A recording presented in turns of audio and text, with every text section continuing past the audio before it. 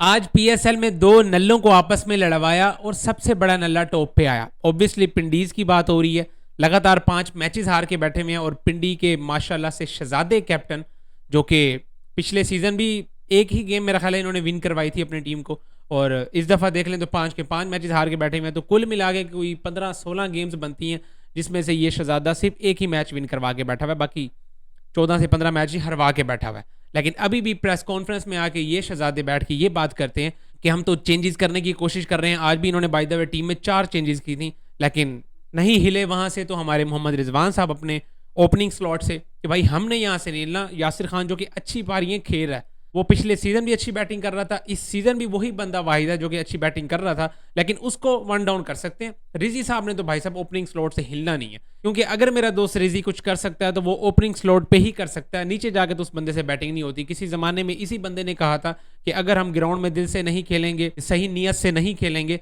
तो हम जलील ही होंगे, अल्लाह ताला हमें जलील ही करवाएंगे। और ये माशाल्लाह से टोटली जलील हो रहे हैं, एक्टिंग यही चलती है इनकी हमेशा से। आज पहली बॉल पे ये नल्ला आउट हो गया। फिर कमेंट सेक्शन में सारे बैठ के बातें करते हैं, यार आपका अपना ही प्लेयर है, ठीक है, थोड़ी तो रिस्पेक्ट करो। अब मुझे बताओ, ऐसे प्लेयर्स रिस्पेक्ट के काबिल हैं कि आप यंगस्टर के हक मार रहे हैं। अब्दुल्ला फजल को मिडिल ऑर्डर पे मिडिल ऑर्डर करी जा रहे हैं, धकेली जा रहे हैं, टेल में घुसाया हुआ उस बंदे को, ठीक है, खुद इस बंदे ने नहीं ऊपर से हिलना। भाई तेरे से अगर नहीं बैटिंग हो रही, दिलेर कप्तान कैसा होता है? ये बैठ के प्रेस कॉन्फ्रेंस में अभी मैच के एंड में ये दिलेरी वाली बातें कर रहा था, ठीक है। दिलेर कप्तान वही होता है कि अगर आपसे खुद से भी कुछ नहीं हो रहा ना, या अगर आपके किसी मेन प्लेयर से भी कुछ नहीं हो रहा, तो उसको हटा के आप किसी यंगस्टर्स को भी लेके आ जाओ, इसको कहते हैं दिलेरी। जैसे आज मोहम्मद आमिर को इन्होंने तीसरा ओवर दिया, मेरा ख्याल है मोहम्मद आमिर को, मतलब आप अपने सबसे मेन बॉलर को पहले ओवर से हटा के उसको तीसरे ओवर पे लेके जा सकते हो। खुद आपने ओपनिंग स्लॉट से नहीं हिल के किसी फॉर्म वाले बैटर को ओपनिंग पे भेज दें, चलो जी कोई गेम की एक अच्छी ट्यून तो सेट करके आएगा ना वो ओपनिंग पे जाके। लेकिन नहीं भाईजान, हमने ही ओपनिंग करनी है, जो उखाड़ना है उखाड़ लो। तो फिर यही उखाड़ के खड़े हुए हैं कि 5 के 5 मैचेस लगातार हार के बैठे हुए हैं और अभी भी होपफुल हैं और दिल में उम्मीदें हैं इनकी कि भाई हम यहाँ से भी कम बैक कर लेंगे, और अल्लाह ताला तो फिर करने वाला है ही है। ऐसा शहजादा कहता पकड़ा गया, भाई साहब अल्लाह ताला ने तो करना ही करना है, आप भी तो खुद कुछ कर लेना, जो आपकी चीजें हाथ में हैं वो तो करें। अब माशाल्लाह से पिंडीज का ओपनिंग स्लॉट देखो ना, आज इन्होंने उस्मान ख्वाजा को भी खिला दिया। उस्मान ख्वाजा जो कि टेस्ट क्रिकेटर है बेसिकली, कितना को आगे उसने T20 में अपना वो कर ही लेना है। आज वैसे वो शहजादा जैसे रन आउट भी होके गया उस्मान ख्वाजा, वो पता नहीं घूम कर रहा था, वो कर क्या रहा था मुझे समझ नहीं आ रही कि सीधा हाथ में फिल्टर के बॉल गई हुई है, ये शहजादा आधी विकेट में घूम रहे हैं। फिर उसके बाद कसूर किसका बन गया जी? वो यासिर खान का जी, यासिर खान ने सिंगल ले लिया। अबे भाई सीधी सीधी हाथ में बॉल है, वहां पे सिंगल बनता ही कोई नहीं है। आउट हो के जनाब साहब प्रेशर बढ़वाते हुए गए एक कप्तान हमारा नल्ला मोहम्मद रिजवान, ऊपर से फिर ये मतलब जब ओपनिंग बैटर्स ही ऐसी घटिया टोन सेट कर देंगे, फिर नीचे बैटर्स बेचारे क्या ही कर लेंगे आके।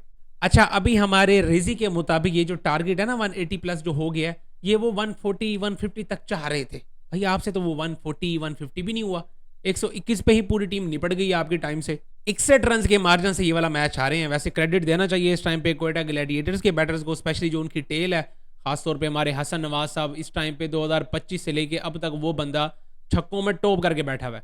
हम वैसे छक्कों की बात करते हैं तो फ़खर जमान हमारे सामने आ जाते हैं, हमारे ज़बान पे पहला लफ्ज़ आता है फ़खर जमान का, क्योंकि वो शुरू से ही खेलते हुए आ रहे हैं, तो उस बंदे का नाम तो आना ही आना है कि जी सबसे ज़्यादा 60 फ़खर जमान के होंगे। लेकिन अभी 2025 से लेके अब तक हसन नवाज साहब टॉप पे बैठे हुए हैं, और उसके बाद साहबजादा फरहान है, एक ही छक्के का गैप है दोनों में।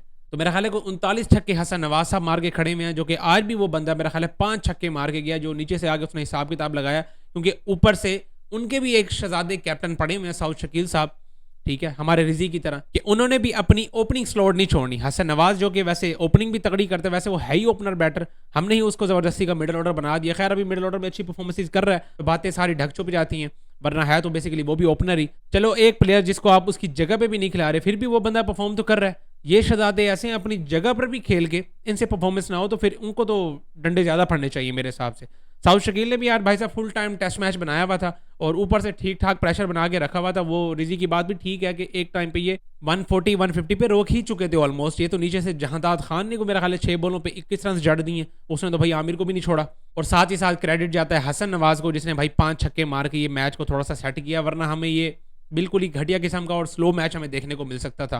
बात फिर वहीं आ जाती है कि दो नल्लों को आपस में लड़वाया तो एक नल्ले ने तो टॉप पे आना ही था। यही हिसाब किताब है भाई साहब के। कोयटा ग्लैडिएटर्स भी कुछ खास अच्छी क्रिकेट नहीं खेली, एक ही मैच अभी तक विन किया हुआ था इन्होंने, और आज पिंडीज को भी हरा के ये 2 मैचेस विन करके बैठे हुए हैं। बाकी यार मैन ऑफ द मैच इन्होंने पकड़वा दिया रायली रूसो को, हालांकि बनता मेरे हिसाब से जहांदाद खान का था, जिसने नीचे से आके एक इंपैक्ट वाला ओवर खेला भी और उसके बाद उस बंदे ने बॉलिंग भी करके दिया। यार को 2.5 ओवरों में सिर्फ 8 ही रन दिए, 2 आउट भी करके गया वो।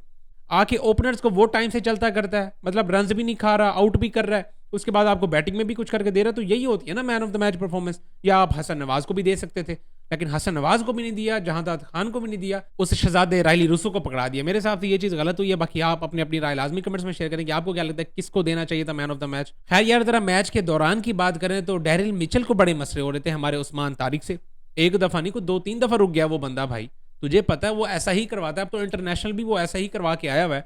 सारे उसके एक्शन वैक्शन जितने भी थे सारे सॉर्ट आउट हो गए। मतलब अब तो इंडिया को भी मसला नहीं पड़ा। इंडिया में इतनी हाइप बनी हुई थी कि जी हमने उस्मान तारिक को, हमने तो भाई बैन करवा देना है, हम तो भाई उस्मान तारिक को ऐसे बॉलिंग नहीं करने देंगे कि आगे 1 घंटा वो खड़ा रहा है एम्पायर के पास और फिर बॉल फेंक दे। ऐसा थोड़ी होता है। मतलब जो काम इंडियन से भी नहीं हुआ वो ये करना चाह रहा था, पता नहीं क्या बार अपनी कोई हिसाब किताब में लगा हुआ था, पता नहीं उसको समझ नहीं आ रही थी कि भाई ये क्यों रुक रहा है। बहरहाल को टेंशन में पड़ा हुआ था। डैरिल मिचेल बेचारा 2-3 दफ़ा साइड पे हो गया। फिर आखिर अंपायर साहब गए, अंपायर ने कहा कि भाई खेलना तो खेल, वरना निकल यहाँ से, चल शाबाश, ये रंगबाजी नहीं चलेंगी यहाँ पे। तो इस तरह का भाई साहब कोई हिसाब किताब हुआ है। पिंडीज लगातार 5 मैच हार के बैठी हुई है। बाकी आप अपनी अपनी राय लाजमी कमेंट्स में शेयर करें। क्या आपको भी रिजी की तरह ऐसा लगता है कि पिंडीज यहाँ से भी कम बैक कर सकती है? मेरे हिसाब से भाई साहब नहीं है। अगर ये अच्छी क्रिकेट खेलते हुए 5 मैचेस लगातार हार जाते हैं ना, फिर भी चलो मैं ये बात कर देता कि ये कम बैक कर सकते हैं, लेकिन ये नल्ले भाई साहब क्रिकेट ही घड़िया खेल रहे हैं, तो ये कैसे कम बैक कर सकते हैं?